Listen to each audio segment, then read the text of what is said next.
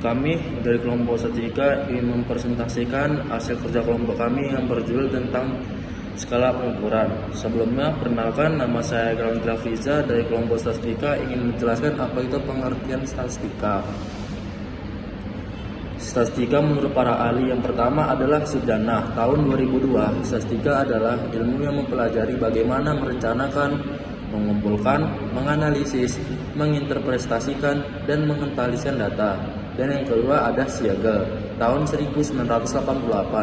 Statistika adalah ilmu yang mempelajari cara memperoleh, mengolah, dan menyajikan data agar informasi yang diperoleh bermanfaat dalam pengambilan keputusan.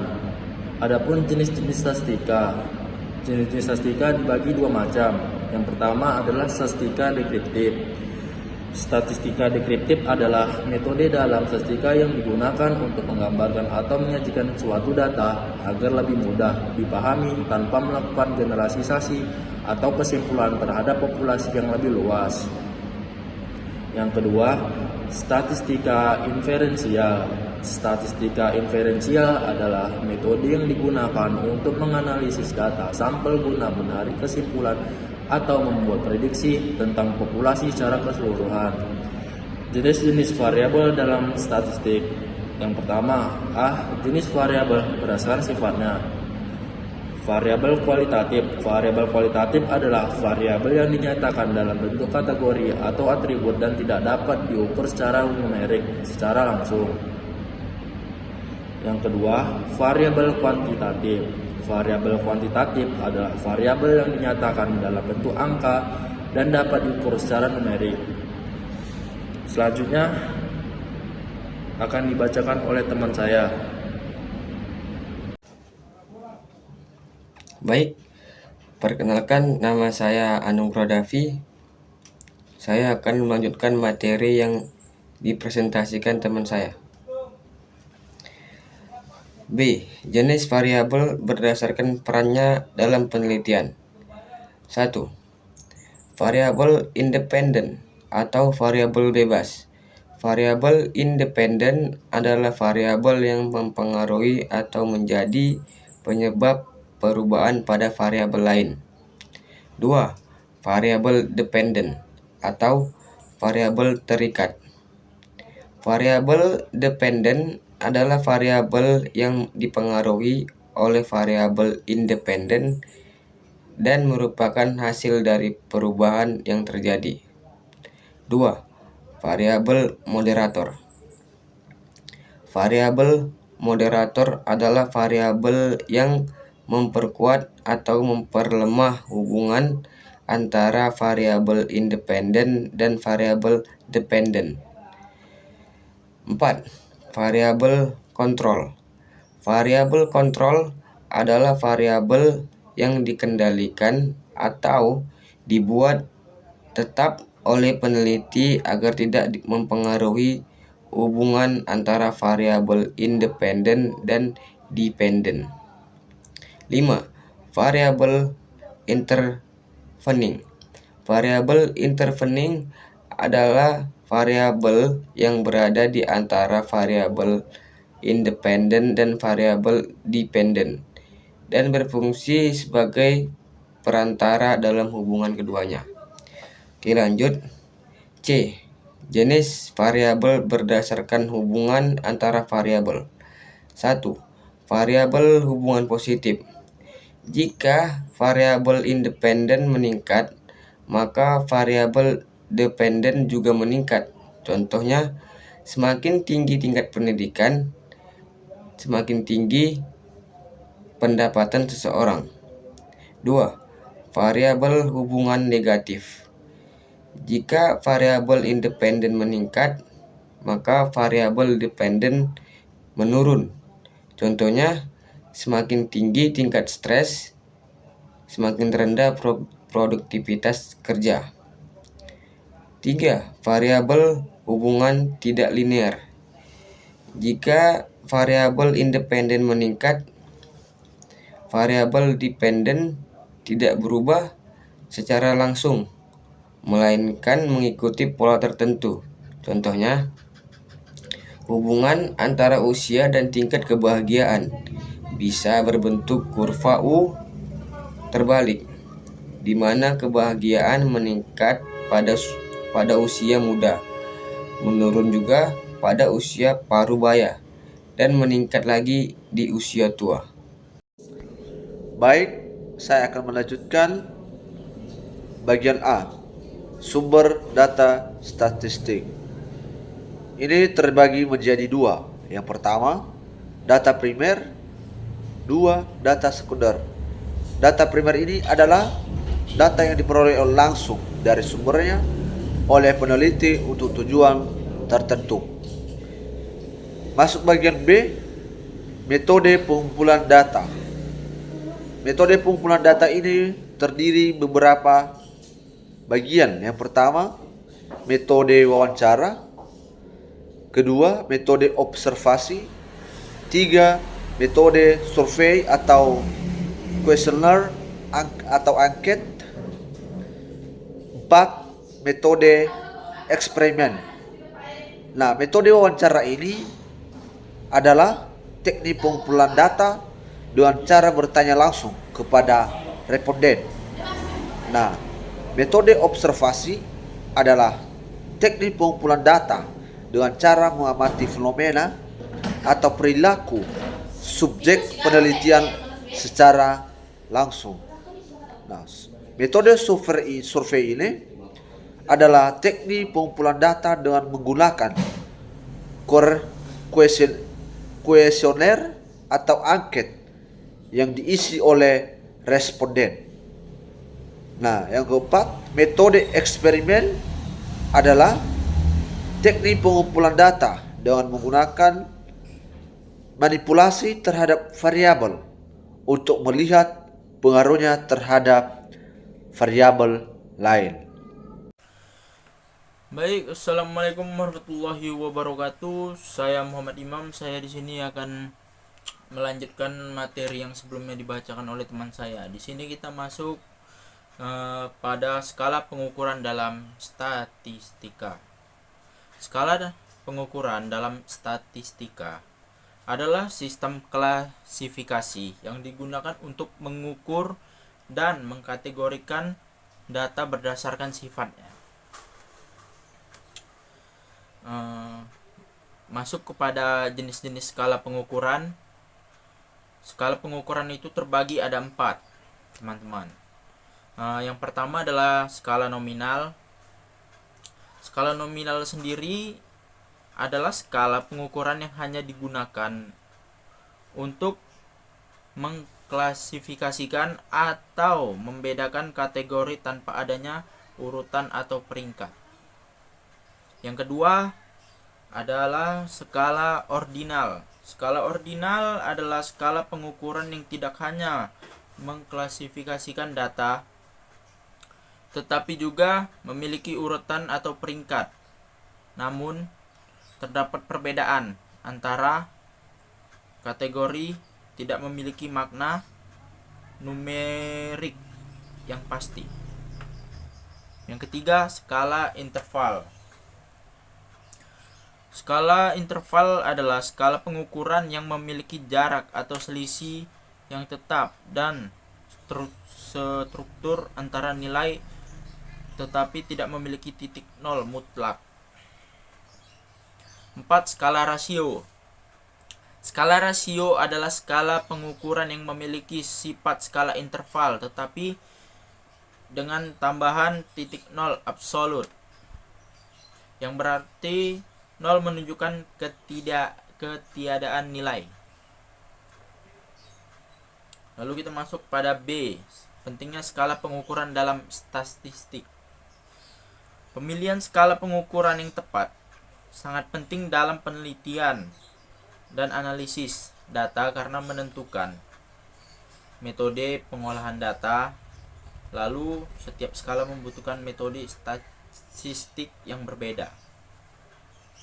Jenis analisis statistik yang dapat digunakan: skala nominal dan ordinal cocok untuk statistik deskriptif.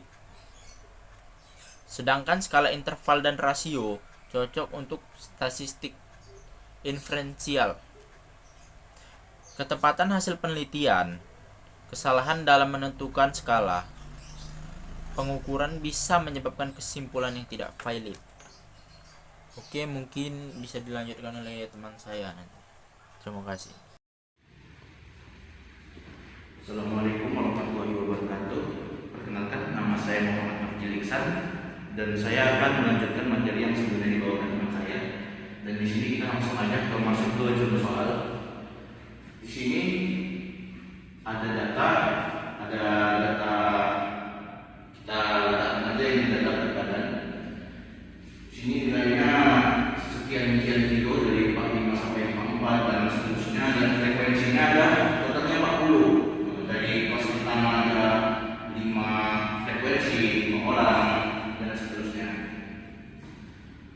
Di sini kita di soal kita diminta mencari mean atau rata-rata dari data-data tersebut, median atau nilai tengah, dan modus. Dan di sini juga ada sementara rumus-rumusnya, tinggal kita nanti masukkan saja. Kita mulai. Pertama, mencari XI. XI ini adalah rata-rata dari nilai setiap kelas. Jadi gimana mencarinya? Sama aja kayak biasa. Di sini kan di kelas ini itu kan ada dua data. Berarti tinggal kita tambahin aja dua data ini, 45 ditambah 54. Dan kita tambahin, kita tinggal mencari nilai tengahnya, yaitu berapa ya, dibagi 2 aja. Dapatlah nanti 45 ditambah 54 sama dengan 99, dibagi 2 hasilnya adalah 49,5. Bagi yang bingung sama nilai tengah itu, ibaratnya seperti ini. Saya punya permen 6 dan teman saya ada juga permen punya 4. Ini kan aku punya 6 dan dia punya 4. Gimana ini biar kita sama-sama punya rata itu, sama banyak? Kita gabungin aja dulu. Digabungin, satu kita bagi lagi berapa banyak orang yang tadi itu. Kan ada 2, saya dan teman saya. Dan digabungin jadi hasilnya 10, kami bagi 2, dapat tadi 55. Nah, begitulah juga lain. Jadi kalau kan banyak, ada juga yang terpaku dengan XI dibagi 2. Sebenarnya turunannya ya dari situ, nggak mesti 2. Kalau ini ada 3 pun juga nanti dibagi 3. Tergantung banyak datanya. Karena datanya 2 dibagi 2, ini juga dulu boleh dibagi 2. Lanjut, ini kita cari juga data ini semua hasilnya. Nah, lanjut kita masuk ke mencari rata-rata dari semua data tersebut.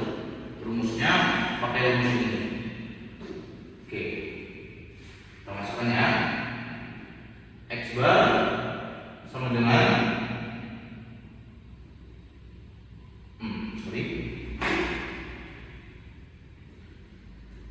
X bar sama dengan sigma Fi dikali Xi. Fi ini adalah frekuensi dan Xi adalah rata-ratanya. Jadi ini dikali ini sama dengan ini. 5 dikali 49,5 sama dengan 247,5. Nah, inilah dia. Nah, ini masih Fi kali Xi. Segini hasilnya. Udah kita kalikan semua, barulah kita jumlahkan sigma Fi kali Xi. Dapatlah di situ hasilnya 2602. Di sini dia minta sigma Fi juga. Sigma Fi ini dijumlahkan jadi 40. Kita kalkulator dulu.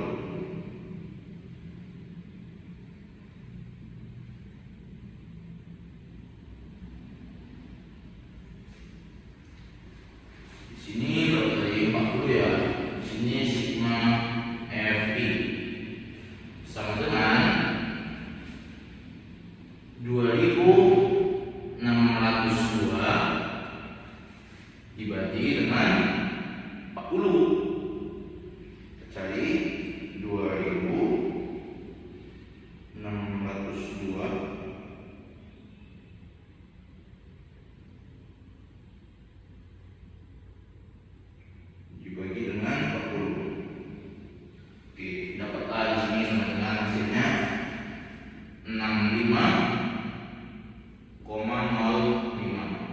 Inilah hasil dari modusnya. Lanjut, kita mencari mencari median. Nah, median ini adalah nilai tengah katanya. Jadi kan setiap frekuensi itu kan ada banyak nih, ada 40 frekuensi. Berarti di mana ini nilai tengahnya ini, letak tengah-tengahnya? Ini maksudnya, maksudnya nilai ini yang di tengah-tengah itu berapa gitu. Jadi kita mencari ini, misalnya kalau ada 7 data, berarti tengah-tengahnya itulah dia rumusnya, mediannya. Jadi kalau 7 data misalnya 1, 2, 3, 4, 6, 7, 8, berarti itu jadi median 4. Kadang bisa ada dua nilai, tinggal ditambahkan, tinggal dicari dan ditambahkan, bagi 2 itu nilai yang akan kita ambil. Jadi ini adanya fungsi mencari median. Sebelumnya median ini gimana? Menentukan di mana letak mediannya. Untuk mengetahui letak mediannya itu kita pakai rumus ini. Median sama dengan n itu banyak frekuensi dibagi 2 biar dapat frekuensi tengah-tengah frekuensi semua itu. Sebenarnya langsung aja median n-nya 40 dibagi 2. Dapat hasilnya sini 20. Begitu udah dapat 20 ini, dari mana kita mengetahuinya lagi? Bukan dari lihat frekuensinya ini, tapi kita dari frekuensi kumulatifnya. Frekuensi kumulatif ini dia berapa yang sama dengan 54 dan berapa banyak frekuensi yang sama dengan 54 dan di bawahnya. Maka dapatlah di sini 5. Maksudnya sini 5. Siapa di sini ada 64. Berapa yang frekuensi yang di bawah 64 atau sama dengan 64? Ada 20. Tambahan ini 5 sama 15 jadi 20. Karena di sini medianya 20 dan di sini pas sudah termuat 20 orang, 2 pas ke 20 nya di sini udah dicantumkan, kita berarti ini dia rumusnya. Nih rumusnya di sini. Lihat ya. Dapat 20 rumusnya itu langsung kita masukkan rumusnya PB ya. 4. Median TB ditambah N per 2 dikurang FK. FK nya ini frekuensi kumulatif, tapi kita ambil yang di nomor 5 ini lagi, di atas frekuensi yang 20 ini, yang bagian 5. Ini apa ini? Frekuensi modusnya berapa? 15 kali P. Langsung tepi bawahnya berapa? 55 dikurang 5,0,5 berarti 54,5 kan? 54,5 ditambah bisa cantik kali tulisan Pak. Ini berapa nih? 40 ya. 40 langsung aja kita di sini tulis 20 dikurang frekuensi kumulatifnya 5 dan frekuensi modusnya adalah 15 dikali P nya ini banyak kelas. Panjang kelasnya di situ ada 10. Panjang kelasnya 10. Bagikan ini 20 dikurang 5 sama dengan 15. 15 bagi 15 1 sama dengan 1 dikali 10 10. Ini tinggal ini aja. 54,5 ditambah 10. Hasilnya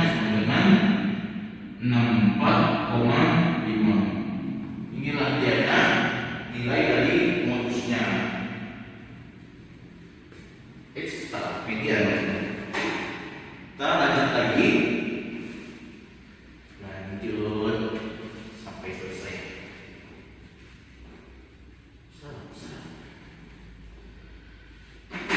Sebelumnya memang kamera saya agak bermasalah, agak oleng, jadi dianya suka mereng-mereng, biarin aja lah, yang penting masih jelas kan. Kita cari modusnya. Modus ini gimana mencarinya, gimana menentukannya? Modus ini ialah nilai terbanyak dari frekuensi terbanyak, nilai terbanyak lah, nilai yang sering muncul. Jadi ini aja apa namanya logikanya. Kalau frekuensinya banyak di bagian kelas itu berarti ada di situ yang paling banyak nilainya kuat gitu. Maka di sini kita cari frekuensinya kan, kita cari frekuensi terbanyak gitu maksudnya. Sini 15. Nah, di sinilah letak modusnya 15. Samaannya sama dengan ini ya, sama median. Langsung aja kita masuk ke rumusnya. Modusnya sambungan di bawahnya tadi berapa? Langsung aja kita buat terus ulang ya kan.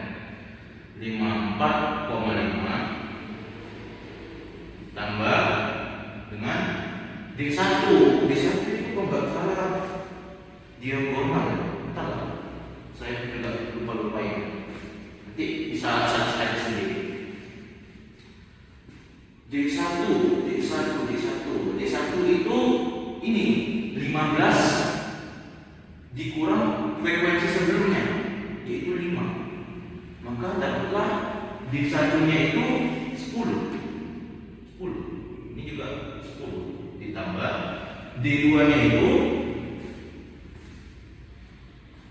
ini 15 dikurang 13 sama dengan 2 dikali P-nya berapa tadi? 10. Oke. Tinggal kita kalikan aja ya kan.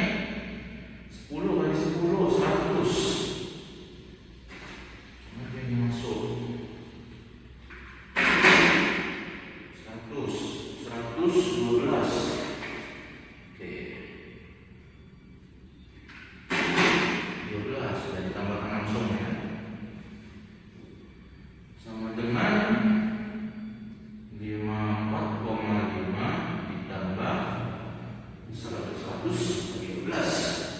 Banyak ya. Tapi kalau aja, nah hari ini kita lagi pusing. 100 dibagi 12, 8,33. Oke, 8,33. Menarik. Cukup satu aja. Kalau dua kebanyakan nggak sanggup uang. Saya.